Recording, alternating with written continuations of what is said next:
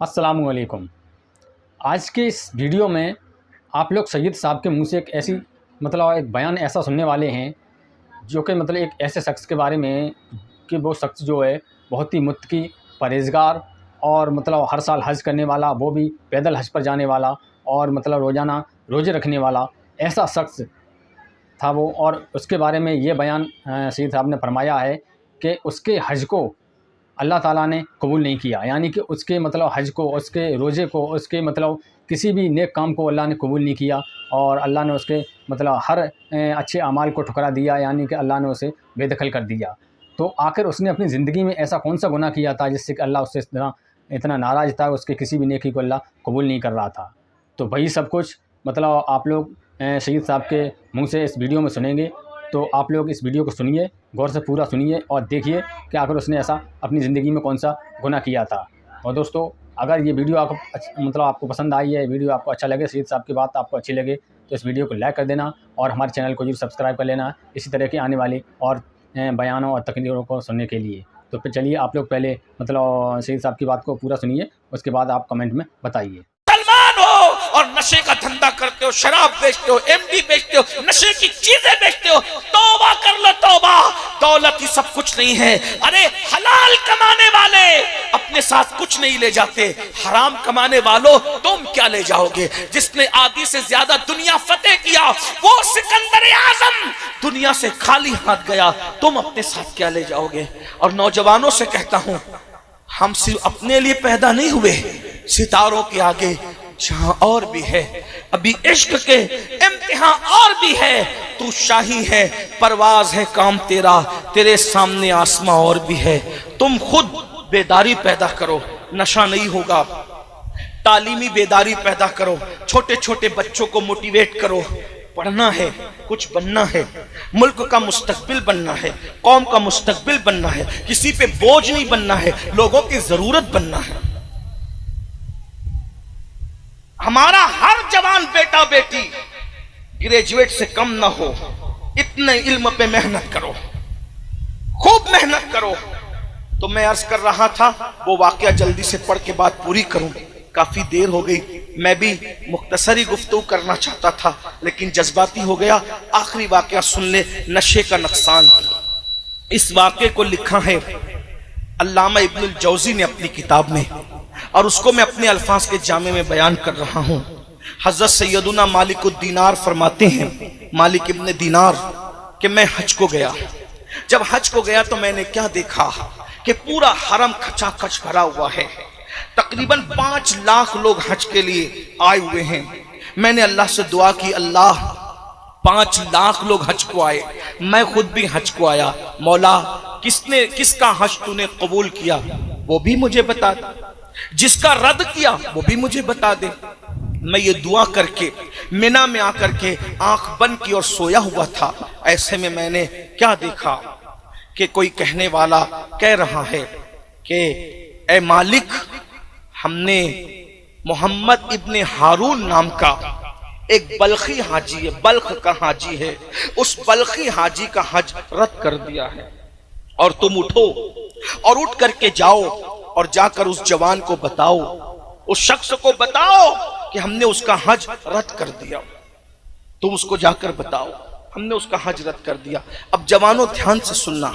मालिक बिन दीनार उठे और उठने के बाद मिना के अंदर जो खैमे अलग अलग लगे हुए थे, तो उन लोगों से पूछने लगे, बल्ख के जो हाजी थे, ए बल्खी हाजियों, तुम में मोहम्मद इब्ने हारून कौन है? तो उस वक्त बल्ख के हाजियों ने कहा, आप कौन है और आप मोहम्मद इब्ने हारून को कैसे जानते हैं? तो कहा कि मैं मालिकुद्दीनार हूं, मैं बगदाद से आया हूं हज करने के लिए। अच्छा, इतने बड़े वली मालिकुद्दीनार, और आप इब्ने हारून को क्यों पूछ रहे हैं? आपको पता है इब्ने हारून क्या है? कहा क्या इब्ने हारून क्या है? कहा हमारे पूरे बल्ख में सबसे बड़ा मुत्तकी और परहेजगार और पारसा इंसान को इब्ने हारून कहते हैं। अच्छा, अब दिल में सोचने लगे, या अल्लाह, तू कहता है रद्द कर दिया, तू कहता है इब्ने हारून का हज रद्द कर दिया, और ये पब्लिक कह रही है कि उससे बड़ा मुत्तकी पूरे बल्ख में कोई नहीं। इससे याद रखना मुसलमानों, पब्लिक के तारीफ करने पे फूलना मत। पता नहीं अल्लाह के निगाह में हमारा क्या मर्तबा है। दुनिया तो रहमतुल्लाह अलैह कहेगी, अगर अल्लाह लानतुल्लाह कह दे तो क्या होगा? अल्लाह गौर तो करे ना, फिर अल्लाह अल्लाह है ना, उसकी नजर में अच्छे बनो। हम दुनिया की नजर में अच्छे बन रहे हैं।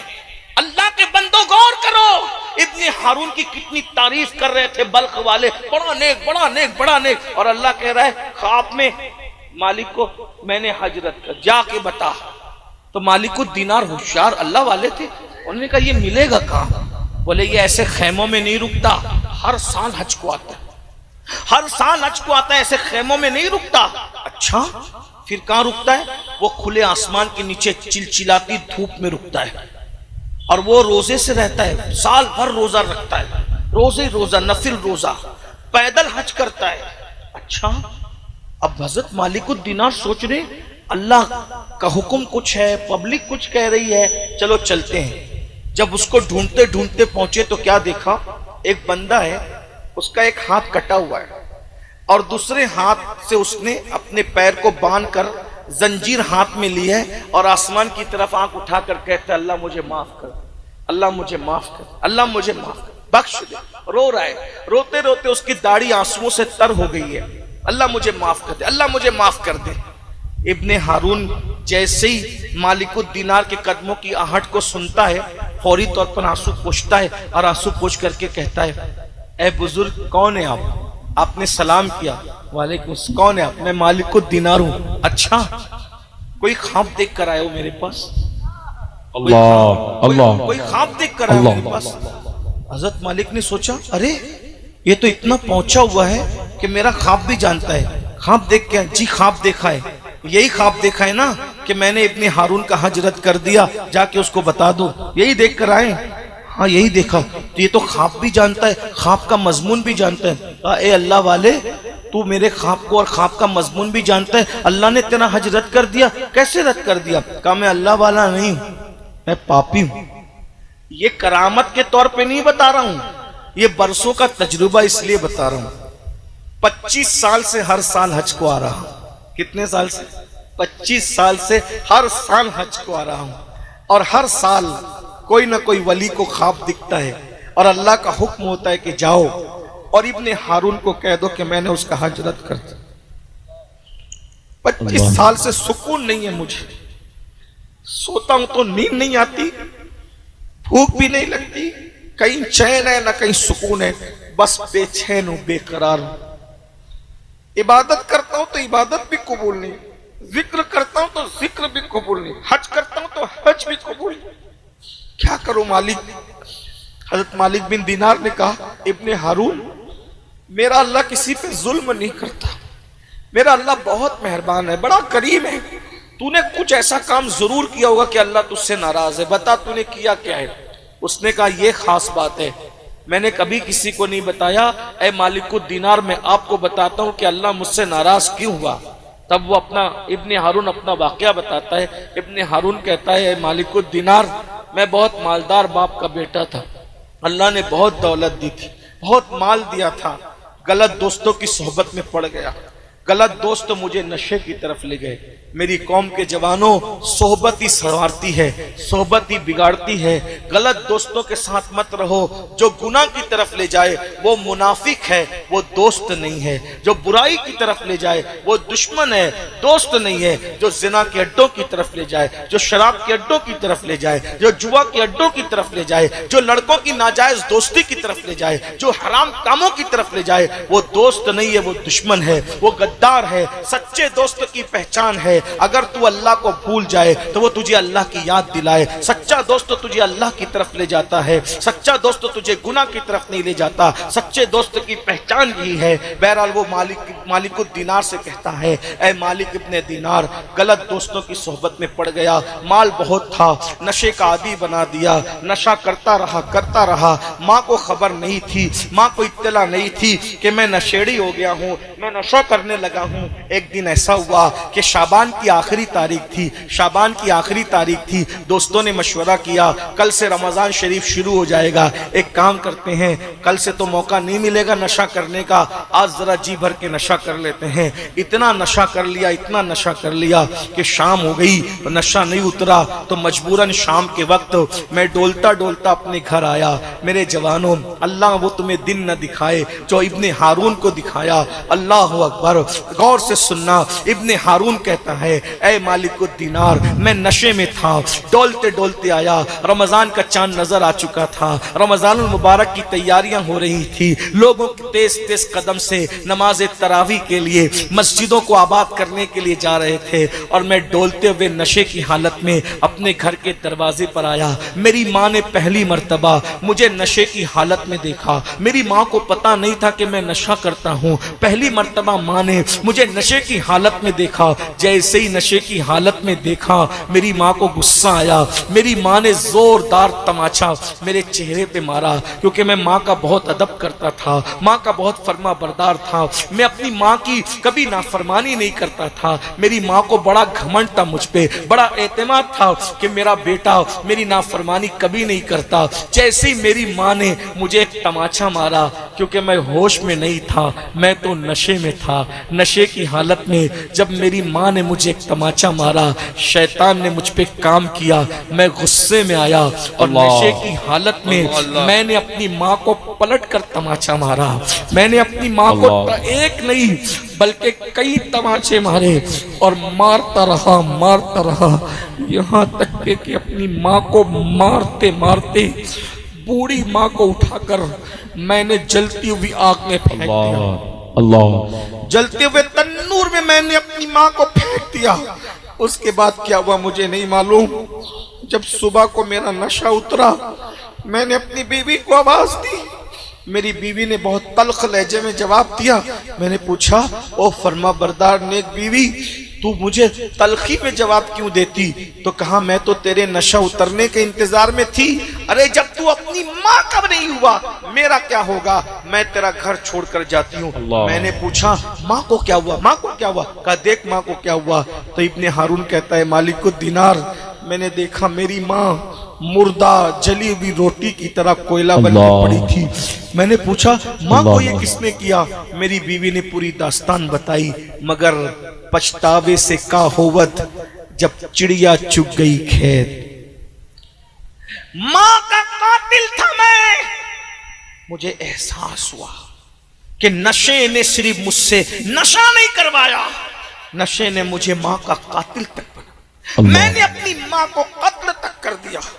ऐ नशा करने वाले मेरी कौम के जवानों, हो सकता है कि तुम भी अपने बाप के कातिल बन जाओ, तुम भी अपनी माँ के कातिल बन जाओ। अरे उसने तो चूल्हे की आग में माँ को फेंक करके जला दिया, तुम तो अपने माँ बाप को दुखों की आग में जला रहे हो, टेंशन की आग में जला रहे हो, बेचैनी की आग में जला रहे हो। जाके पूछो अपनी उन माओ से जो तुम्हें नशे की हालत में देखकर कितना बेचैन होती है, बेकरार होती है, तड़पती है, रातों को सो नहीं पाती, सिसकियां लेकर के करवटें बदल बदल कर अल्लाह से दुआ करती, अल्लाह मेरे बच्चे को संवार दे, मेरे बच्चे को संवार दे। वो बाप के दिल से पूछो, अल्लाह अकबर, जिसने तुम्हें इतनी उम्मीदों से पाला था कि तुम जवान हो जाओगे, बाप का सहारा बनोगे, लेकिन नशे की वजह से तुमने अपने बाप को भीख मांगने पे मजबूर किया, बुढ़ापे में मजदूरी करने पे मजबूर किया।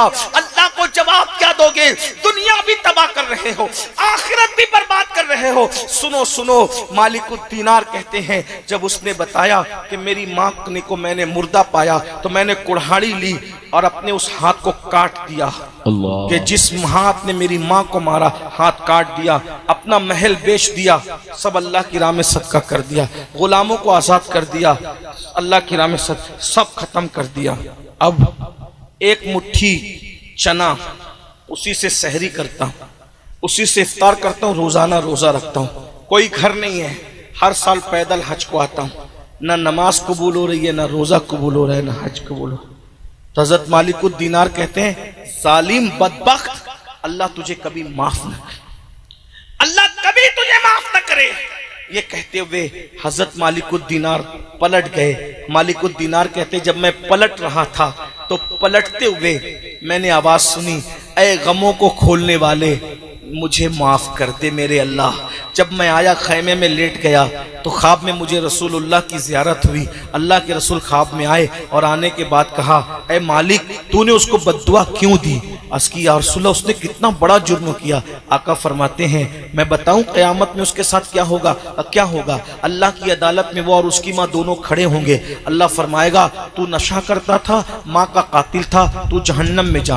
हजारों साल तक उसको जहन्नम में जलाया जाएगा, लेकिन एक दिन उसकी माँ जो जन्नत में चली गई थी वो अल्लाह से पूछेगी फरिश्तों से, मौला मेरा इब्ने हारून तेरी जन्नत में नजर नहीं आता।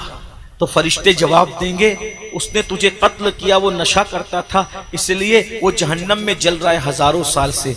तो माँ की ममता जन्नत में भी मचल जाएगी और माँ कहेगी, ए अल्लाह क्या वो जन्नत में नहीं आ सकता? तो अल्लाह फरमाएगा, अगर तू माफ कर देगी तो मैं भी माफ कर दूंगा। तो उसकी माँ कहेगी, मौला तू गवाह रहना, मैंने अपने बच्चे को माफ कर दिया। तो वो माफ कर देगी तो अल्लाह भी माफ कर देगा। ये उसकी दास्तान बताई, लेकिन देखो उसने अपने आप को कैसे बर्बाद किया। मेरी कौम के जवानों, बहुत काम करना है, जिंदगी जीना है, अपने बच्चों की शादियां करना है, इज्जत के साथ जीना है। मालदार बनो, मजबूत बनो, अच्छे कारोबारी बनो, खूब कमाओ, अच्छे कपड़े पहनो, अच्छे मोबाइल इस्तेमाल करो, अच्छी सवारियों में घूमो, अच्छे मकानात बनाओ, ताकि कोई बंदा जो मुसलमान नहीं है वो हमें हकीर न समझे।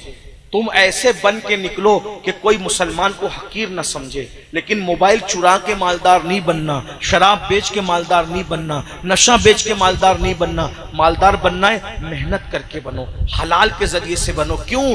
क्योंकि हराम ज्यादा आता है उसमें बरकत नहीं होती, हलाल कम आता है उसमें बरकत होती है। सूअर साल भर में 12-15 पैदा होते हैं, लेकिन सूअरों का कहीं रेवड़ नहीं होता। हर दरवाजे पे सूअर बंधा हुआ नजर नहीं आता। बकरियां 2 या 3 पैदा होती है, लेकिन जंगल भर भर के रेवड़ भी नजर आते हैं और हर दरवाजे पे बकरियां खड़ी भी नजर आती है।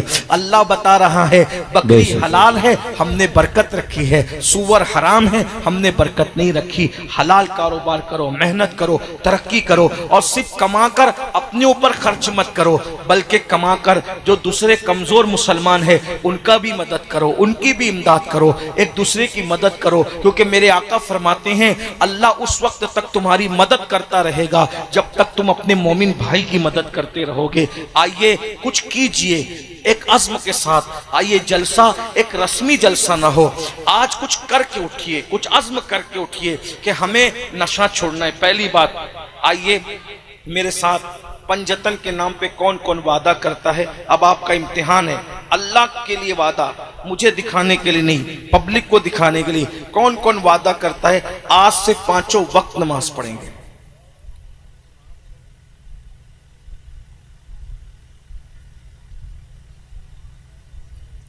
जरा हम भी तो देखें कि पंजतन के उशाक नारे वाले कितने हैं और सजदे वाले कितने। उठा के रखें, जरा देखें तो सही। माशाल्लाह बड़ी तादाद है। हाँ, अगर कोई वादा नहीं भी करता है तो भी उस पर नमाज फर्ज है, ऐसा नहीं कि नहीं है। उठा के रखें, जरा देखें तो कितने होते हैं। उठा के रखें, पूरा मजमा ही हो रहा है भाई। हाँ, सुभान अल्लाह। अच्छा, उठा के रखें, उठा के रखें भाई। जिस अब्बास ने अपने बाजू कटा दिए दीन के, उस अब्बास के मानने वाले के हाथ उठा के देर तक नहीं रख सकते। जरा उठा के रखें तो देखें, अल्लाह को गवाह बनाए, फरिश्तों को गवाह बनाए। सुभान अल्लाह। बोलो नमाज की पाबंदी करेंगे ना इंशाल्लाह।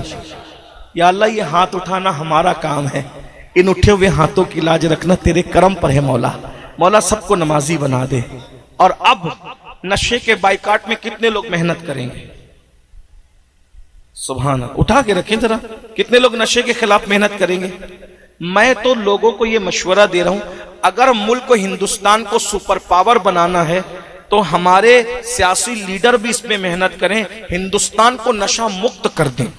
अगर भारत को नशा मुक्त कर दोगे, अल्लाह ने भारत को इतना टैलेंट अता किया है कि चंद सालों में हमारा मुल्क जो है वो सुपर पावर बन सकता है। तो मगर यही है, बल्कि नशा खाने बंद हो जाएंगे तो दवा खाने भी बंद हो जाएंगे, नशे के अड्डे बंद हो जाएंगे तो जेलें भी बंद हो जाएंगी, जराइम भी खत्म हो जाएंगे। इसलिए और हमारा मजहब तो नशे का भरपूर मुखालिफ है।